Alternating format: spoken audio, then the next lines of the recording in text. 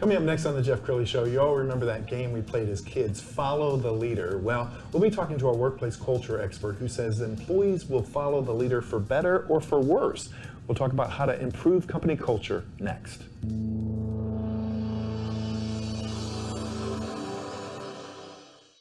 Many are predicting that the worst is yet to come, which is unfortunate, said one person here. Until now, they've enjoyed the reputation of being the nation's icebox. Watched a burglar in his home this morning by webcam. As a journalist of over 25 years, stories are what make my world turn. Reporting live from the Dallas newsroom tonight, Jeff Crilley, Fox 4 News. But in 2008, I took the jump from my familiar life and started a PR firm from my home. We're talking about anyone with a camcorder like the one I'm using becomes a television network. We started slowly growing the company, and we now have over 100 clients, and we've branched into the world of live digital broadcasting. I now own 8 different TV studios and have a huge team, and the stories that I now get to share are sometimes the most important of my life. Life has a funny way of coming around full circle. This is the Jeff Crilley Show. So companies all across the country are talking about workplace culture. It's a nice buzzword, it's a nice buzz phrase, but some employers think they can paint a slogan or an affirmation on the break room wall and they have improved their company culture. Nothing could be farther from the truth. You actually have to live it and breathe it every single day. To talk about that today, Gary D. Rodriguez, he is the CEO of Peopleistic USA. Thanks for coming on the show. I am so excited to be here. Me too. And for us to hang out together again. Well, total transparency, he's one of my favorite people on the planet. We just got reconnected, and he worked with my company several years ago. I'll tell that story in a minute. But let's first talk about the challenges of COVID-19, and your business has gone crazy in the last year. It has. I think that people have, of course, resorted more to a virtual kind of process. And in that virtual process, there's so much more that can be gotten done in a very short period of time, rather than the travel expense and the travel time. We did a tremendous amount of training internationally and nationally, working with leaders across the world and developing the one training that I love doing is mitigating unconscious bias for leaders, because unconscious bias is a huge issue, and then building leaders, authentic leadership from the inside out. As Jeff was saying, that the ability to inspire people to follow your values, your mission, and your vision is strictly about your congruency. Just like children model parents, employees and team members are going to always model the leader. The more congruent we become as leaders, as Peter Drucker, the world's most famous business guru, said, that leadership is really based upon congruency and consistency. And I will add something to that, and clarity about what it is you stand for, what it is you want the company to stand for, and then be that in your word, thought, and action, and people will follow you and the culture will begin to shift. And when you run a company and half of the employees are remote, it can change the dynamics. I know of countless examples of, the rock star salesperson is suddenly working from home. He or she gets their energy from people, and now they're at home, and that rock star is kind of withering. So what do you tell employers about that, when your culture changes because half the people aren't in the office? Well, part of what organizations will do is when they notice that they have a key employee where their performance is beginning to slide. What's happening in my world anyways, is that I get called in to actually do one-on-one coaching with those particular individuals. And it always assists them in getting to that place of what I call self-leadership, because all of us at some level, we're flying solo. And we fly solo out of I think the consistency and the core of who we are as individuals. If someone is constantly getting their identity from other people and their juice from other people and not from their own internal alignment, then you are going to have inconsistent performance. So one of our jobs, and this is what COVID has evoked, is that more of the key people, especially managerial levels, require to do more self-leadership training, oftentimes some more in-depth coaching to help those people align to the core of who they are. And again, I'll go back to consistency, congruency. And when that happens, then that sort of demotivation from a lack of connection begins to start to heal, and they can sort of come back online again. So you wrote a great book a few years ago called Humanistic Business. We're going to put that on the screen. And there are countless books about culture and good to great. What were some takeaways from that book that you had not read in another book? Unique thoughts. Well, based upon some of our research, there was a study done comparing the performance of humanistic businesses, or those businesses that invested heavily in their human equity. So invested in creating a culture of caring, a culture of problem solving, a culture of lateral leadership. And when that began to occur, and this is backed up by a lot of the studies that Google had done on creating high performing teams, is that when we had those in place, and the leaders valued those particular aspects of building that culture, it's really a culture of caring about the human equity. And when that happens over a 10-year period of time, this is what's comparing the performance of those organizations to the performance of the good to great companies. The humanistic companies actually made almost a 900% greater profit over a 10-year period of time than the performance of the good to great companies, who are already making 3 times greater profit than regularly run organizations. So if we really want to look at, if we became, if our organizations really defined the mission, the values, and the vision that included a high investment in the human equity, what would begin to happen is that the profit center would go up like this, because it is probably one of the greatest capitalistic edges that you could ever get. And I know it sounds really simple and so plainly ridiculously simple. It really is. In any relationship, when you care and you show your humanity and you recognize and you acknowledge and you connect, what happens is the relationship bonds, and it becomes stronger and stronger and stronger, whether it's with one person, your husband or your wife, or whether it's with a group of people. When you show those particular qualities, those human qualities of the heart, people respond. The heart is the greatest resonating organ there is. And quite frankly, it behooves, I think, every business owner to have a cultural infusion of that within their organizations, but also to have social impact and social outreach, so that the generations coming into the workforce feel like what they're doing has purpose, it has a meaning, and it is something that they feel driven by, and it's something that aligns to what the next generations coming into the workforce, what they care about most. Wow.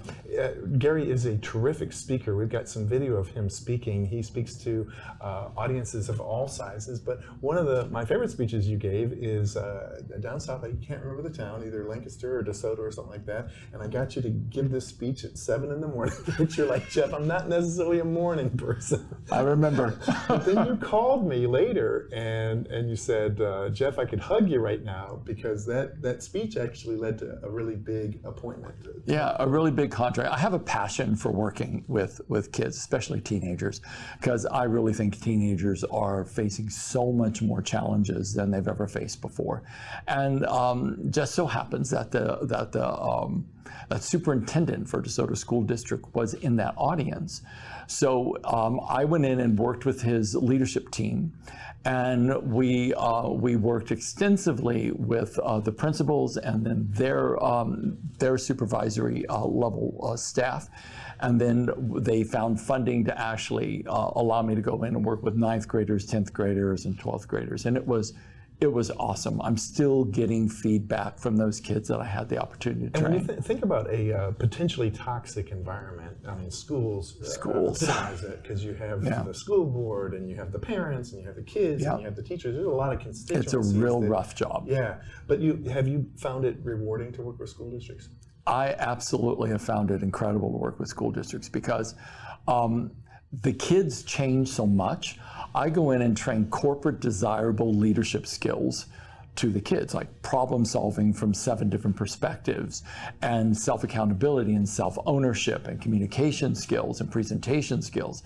And then I teach them how to interview for jobs, so that when they go in and they first apply for their job out of high school, they will have an edge. And because our company's international, they receive an internationally recognized certification recognized by the Australian government in youth leadership. Yeah. So it's powerful. And I had the pleasure of working with Gary a few years ago, and I'll tell that story in a minute.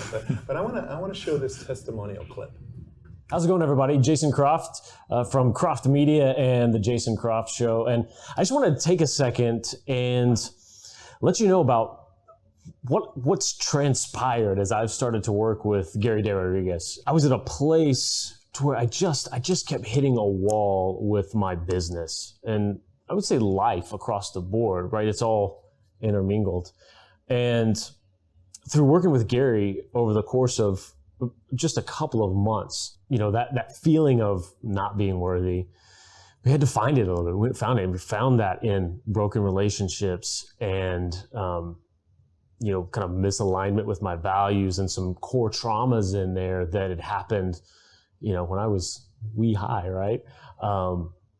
But when we dug in and hit those points, wow, that's it. Like I knew it immediately. And so working backwards through there, Gary was able to align all of those things for me and then give me the steps to make sure that they stick and that I continue to manifest those on a daily basis. The clear realization that came through in all of this was Gary explaining and really getting through to me how I'm only going to allow as much success into my life as I feel worthy of. And so that gets into that place where I have to feel it and own it and know it on the inside, and not just think I do, right? And that was profound, honestly. That changed everything, not just relaying that information, but digging in with me and figuring out how to do that and how to make myself feel more worthy and know that I am. So through the process with Gary, I was able to get, emotional resolution to those traumas and those broken relationships and come out the other side of that, feeling worthy finally. People around me feel it, and my business is reflecting that. I mean, the level of just contact after contact coming into my life, giving me business, growing that, expanding has been phenomenal. So I highly recommend working with Gary. Whatever you do, however you can get to him, make sure you give him a call, find him on his website, and start working with him today.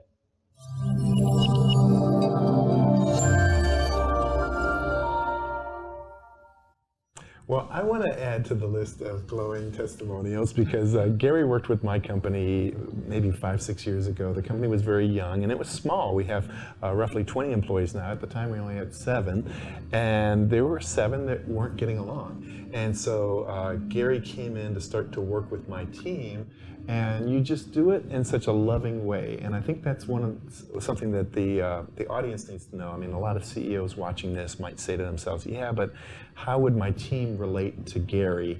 And it's so important to have the right coach come in, not a drill sergeant, but somebody who can kind of lovingly unpack bags. Well, you have to be able to read the room and read people really, really well. And when you can, people will begin to start trusting you almost right out of the gate. People always respond better to kindness than they do to power. It's almost like power versus force, because the force of being able to connect and bring a group together solidified on one topic that they all agree that that is what we require to resolve, and get them all to agree, and then create the strategy of how to each person move to that level of agreement together cohesively. It's a certain art that has to be practiced, but once you have it, it's easily duplicated. I was down in Australia working with a large pharmaceutical company, and they brought me in specifically for this. And before I walked in the room, the CEO looked at me, pulled me aside, and said, "This is either going to save the company, or we end today. So I hope you know what the heck you're doing." And I did, and we saved the company. And it went from a regional distribution pharmaceutical company to now a nationwide pharmaceutical company. So the company expanded tenfold by the cohesiveness of the executive team and the key stakeholders.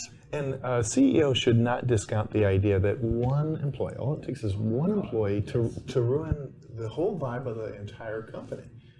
As we know so well, Jeff. How do you advise CEOs? I mean, when they start to see, let's call it toxic behavior, how should the CEO or the head of human resources address that behavior? There's multiple ways, and it is context dependent and it is scope dependent. So I'll say currently I'm involved in several different organizations coaching with top level executives that their departments were declining. They were having high staff turnover. There was parts in their division that were less profitable than other divisions. And so there was a problem. I mean, there has to be a diagnostic made. And once that diagnostic is like, okay, so there's a problem, we don't quite know what it is. They hire me to, they generally will give me 4-month contract with that executive to drill in, and I do not only individual coaching, breakthrough coaching, but additionally I'll do training on self-leadership, accountability, communication, influencing strategies.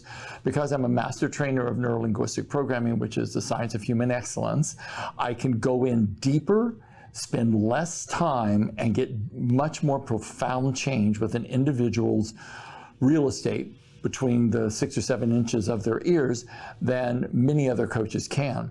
And that's why it's so important, because if it doesn't change from the inside out, it can't be an overlay of new behaviors. Yeah. It has to be a deeper attitudinal change based upon awakenings and awarenesses that that individual has.